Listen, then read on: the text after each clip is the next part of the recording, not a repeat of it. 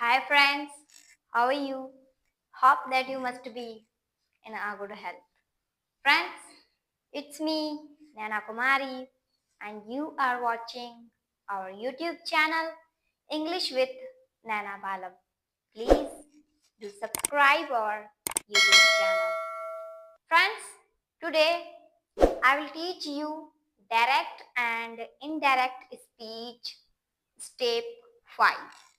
आज मैं आपको पढ़ाऊंगी direct and indirect speech step 5।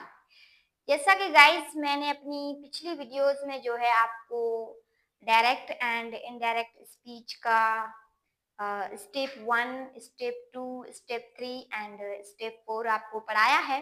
तो आज की इस वीडियो में मैं आपको जो है डायरेक्ट एंड इनडायरेक्ट स्पीच का स्टेप 5 पढ़ाऊंगी।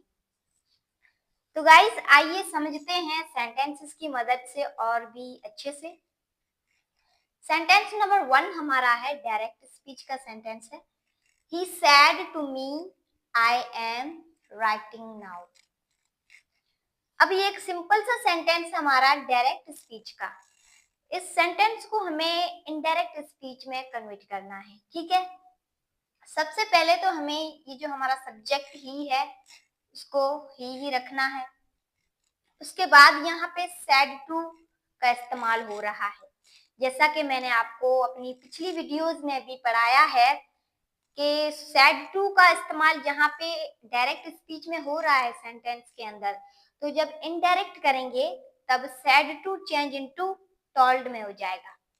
लेकिन कल की वीडियो में मैंने आपको बताया था कि सैड टू जो हमारा चेंज हो रहा था आस्क्ड में, वो आस्क्ड में क्यों चेंज हो रहा था? क्योंकि वहां पे रिपोर्टेड स्पीच देने वाला जो हमारा सेंटेंस था वो इंट्रोगेटिव था, ठीक है। तो इसीलिए हमने वहां पे वर्ड आस्क्ड का इस्तेमाल किया। अब यहाँ पे हमारा रिपोर्टेड स्पीच देने वाला सेंटेंस जो है वो इंट्रोगेटिव नहीं है, इसी वजह से हमने यहाँ पे वर्ड टोल्ड का इस्तेमाल किया है। और उसके बाद ये जो हमारा मी है वो मी ही रहेगा। कोमा को हटाकर हम वर्ड दैट का इस्तेमाल करेंगे। इन्वर्टेड कोमास जो है वो खत्म हो जाएंगी। अब यहाँ पे सब्जेक्ट हमारा आई है, ठीक है। और यहाँ पे हमारा रिपोर्टिंग स्पीच में ही जो है वो मी के साथ मुखातिब हो रहा है, तो इसी वजह से आई चेंज हो जाएगा ही में। और जैसा कि ये सेंटेंस हमारा जो है प्रेजेंट कंटिन्यूअस टेंस का सेंटेंस है, तो present continuous tense change into past continuous tense, ठीक है। तो यहाँ पे जो हमें हेल्पिंग वर्ब मिला हुआ है एम, वो पास्ट में चला जाएगा तो वॉज बन जाएगा। और जो हमारा वर्ब है राइटिंग, वो वर्ब राइटिंग ही रहेगा। और जो हमारा यहाँ पे वर्ड नाउ है वो चेंज हो जाएगा देन में। अगर आपके सेंटेंस में डायरेक्ट स्पीच के सेंटेंस में वर्ड नाउ का इस्तेमाल हो रहा है तो इनडायरेक्ट स्पीच में करते वक्त नाउ चेंज हो जाएगा देन में, ठीक है। तो यहाँ पे हमारा जो वर्ड नाउ था वो इनडायरेक्ट करते वक्त हमने उसको चेंज कर दिया देन में। तो हमारा डायरेक्ट स्पीच का सेंटेंस था he said to me I am writing now. इसका इनडायरेक्ट सेंटेंस बन गया है he told me that he was writing then। Sentence number 2 हमारा है she said to us I am reading this book। अब ये एक डायरेक्ट सेंटेंस है तो हमें इसको इनडायरेक्ट करना है। सबसे पहले जो हमारा सब्जेक्ट शी है वो शी ही रहेगा। यहाँ पे भी said to का इस्तेमाल हुआ है तो said to change into told, ठीक है। चेंज इनडायरेक्ट करते वक्त सैड टू जो हमारा वर्ड है वो टोल्ड में चेंज हो जाएगा। और ये जो अस है वो अस ही रहेगा। कोमा को हटाकर हम वहां पे वर्ड दैट का इस्तेमाल करेंगे। इन्वर्टेड कोमास जो है हमारी खत्म हो जाएंगी यहाँ पे इनडायरेक्ट करते वक्त। अब ये जो आई हमारा सब्जेक्ट है वो शी में कन्वर्ट हो जाएगा, ठीक है। आई जो हमारा सब्जेक्ट है वो शी में कन्वर्ट हो जाएगा क्योंकि शी मुखातिब हो रहा है अस से, ठीक है।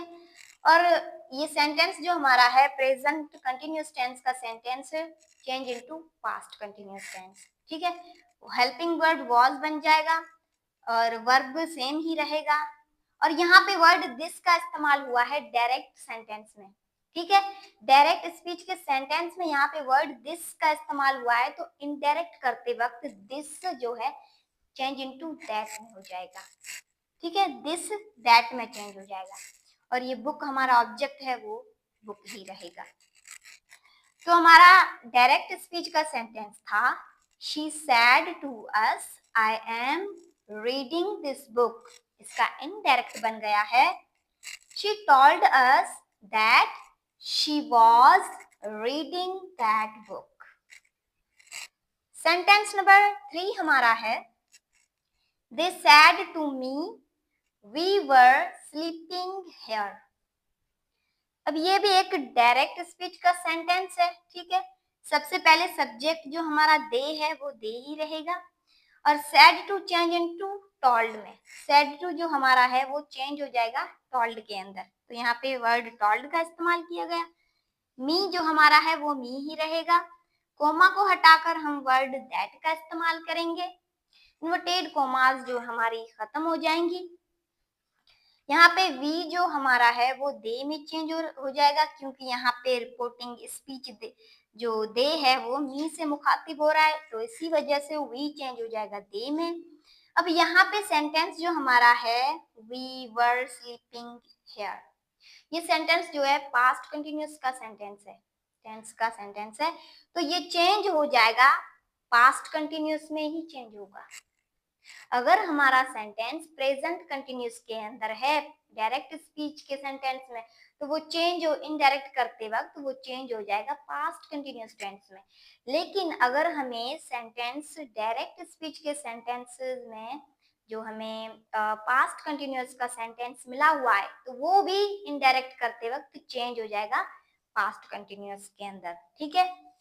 तो यहाँ पे भी जो हमारा हेल्पिंग वर्ब वर लगा हुआ, तो यहाँ पे भी वर हो जाएगा, और जो हमारा वर्ब है वो सेम ही रहेगा। अब यहाँ पे जो वर्ड हेयर इस्तेमाल हुआ है डायरेक्ट स्पीच में, डायरेक्ट स्पीच के सेंटेंस में यहाँ पे वर्ड हेयर का इस्तेमाल हुआ है, लेकिन इनडायरेक्ट करते वक्त हम हेयर नहीं लिखेंगे, वहां पे देयर लिखेंगे, हेयर चेंज इनटू देयर, ठीक है।